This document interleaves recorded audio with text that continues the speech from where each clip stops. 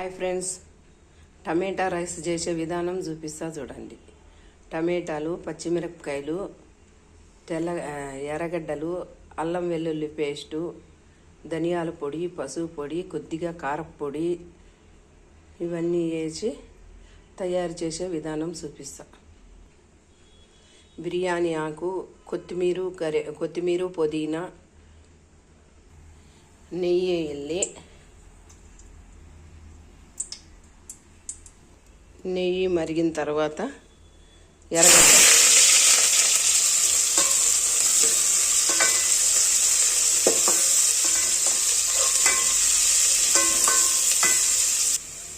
అట్లా వేగిన తర్వాత అల్లం తెల్లగడ్డల పేస్ట్,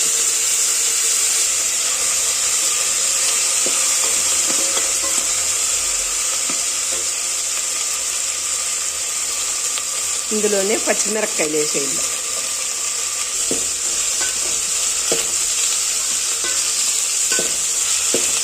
ఇందులోనే బిర్యానీకి సంబంధించినవన్నీ మొగ్గ, చెక్క అన్నీ, ఆకు అన్నీ వేసేయాలి. టమాటాలు, పుదీనా, కొత్తిమీర. ఇది వేగే లోపల ఇంకా మనం ఒక గ్లాస్ బియ్యం కడిగి పెట్టుకుందాం. బియ్యం కడిగి పెట్టుకున్నాం. టేస్ట్కి సరిపడే అంత ఉప్పు, మిరపకాయలు వేసుకున్నాం కాబట్టి కొద్దిగా మిరప్పొడి,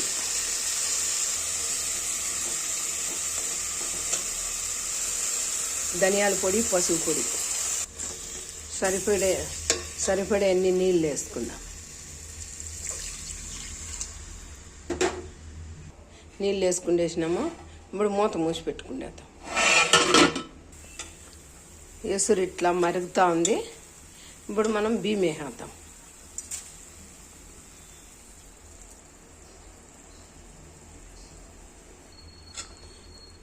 బియ్యం వేసిన తర్వాత ఇట్లా కలబెట్టేసి మూసి పెట్టేద్దాం.